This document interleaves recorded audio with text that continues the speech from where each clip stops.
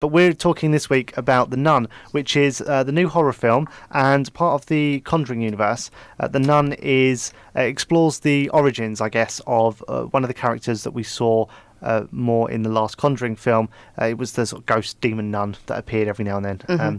So they've done an origin story for that demon, and it's in cinemas now, and it stars people that you probably haven't really heard much of. Damien Bashir, one of the more famous members of the cast. Yeah. Plus, which I think is a nice gimmick. Is it Taissa Farmiga? It's either Taissa, something like that. Yeah. Yeah. So she's a younger relative of Vera Farmiga, who plays Irene Warren, and they've roped her in to play a younger Irene Warren in The Nun, which I think is a really nice touch. So it goes into a bit of backstory about Irene and like how she got to where she is, but also how her career is sort of tied in over the years with these demons and whatnot. But as always, we can rant on about it, and we will in just a sec. But if you haven't already seen the trailer, here it is. I would recommend watching it on YouTube though for full effect. But here's the trailer for The Nun. It's in cinemas now. I had a series of visions when I was younger. And after each one ended, the same thought would be stuck in my head. What did you see? I saw a nun.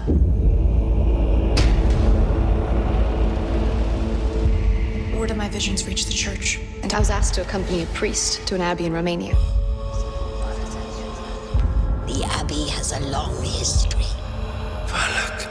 Not all good. What? Finley came down. Callahan's here.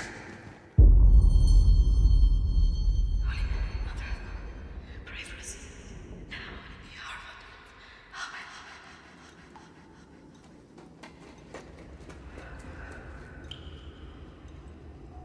Amen.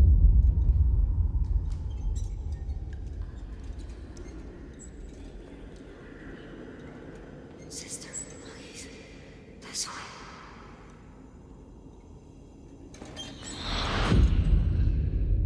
Hello.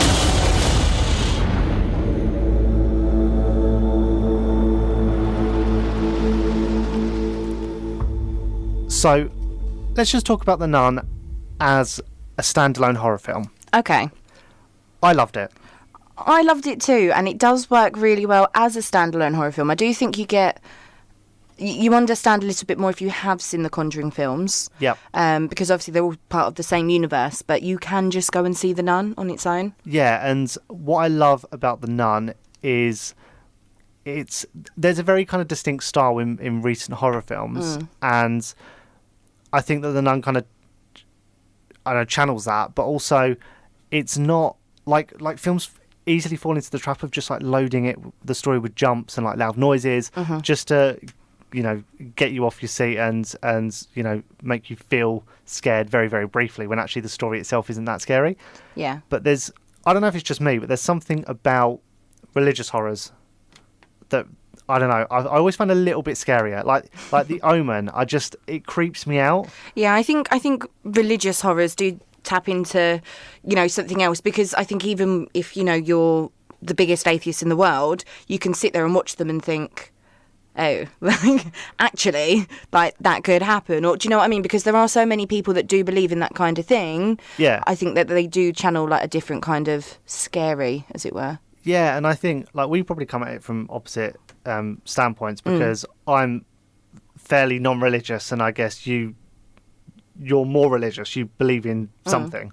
But I think that culturally, like this idea of religion and of like God and the church and the power of the church has been so embedded in our culture, and we're still like a Catholic, a Christian nation. Catholic, are we? What are we? What, Church of England? Church of England. Mean? So yeah.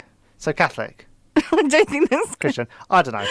We're a religious state anyway. Right? Yeah. So I wouldn't go as far as to say we've been indoctrinated with this idea of like God and the church are powerful, but I think those kind of themes resonate a lot with us and with American audiences too. Yeah, and I think there's something a lot more uncomfortable about watching a religious horror than just, you know, like a paranormal horror or, you know, like a serial killer horror. Yeah. It is a bit more uncomfortable because it very much is the unknown, whether you do believe or not. And I think maybe to some extent as well, where a paranormal horror is just taking this idea of ghosts and ghouls and creating something that's fairly nondescript that just haunts people. I think that's fine, but I think religious horrors sort of tap into mythology as well. Yeah. And I say to some people, I guess it's you know, truth, but however you look at it, religion has a sort of whole mythology around it and a history behind it. Yeah. And I think that makes it a bit scarier. Definitely. It can definitely, I think, because a lot, obviously, and if you take the Bible, it's an ancient text, isn't it? So you can tap into whole kinds of ancient rituals and things that actually people did do this stuff. Yeah. Like back in, like, thousands of years ago, they did it. But the end result, obviously, whether you believe it or not, but I think tapping into that in a film is very, very effective. Yeah. And I think The Nun did that fantastically. It's a brilliant, brilliant film. Yeah, and I love The Nun as well. I think as a horror film, it's probably second behind A Quiet Place for best horror of the year. Yeah. But The Nun, as well as being a good standalone film, is part of the Conjuring Universe. It's a prequel to the original Conjurings and probably dated before Annabelle as well, I think. Yeah, I think it is, yeah. Yeah. So here are the filmmakers talking about the Nun movie and how it fits into the Conjuring Universe. Forgive me, Father, for the sin I'm about to commit.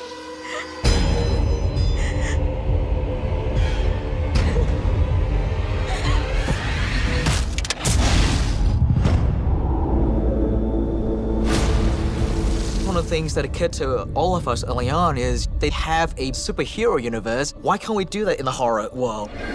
When we were making the first Conjuring, it became very apparent to us that there could be a bigger universe. So many other great stories that would be awesome to look into.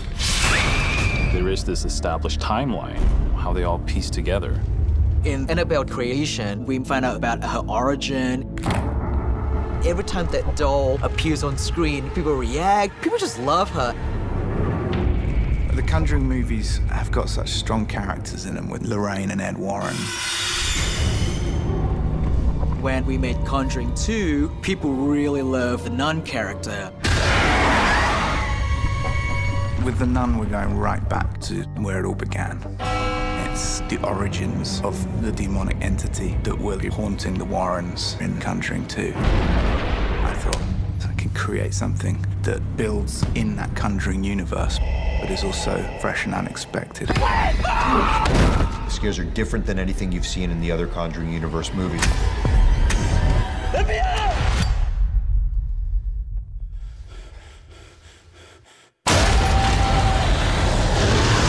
It's a completely different environment. As a fan, I want to see all the different stories. Hello.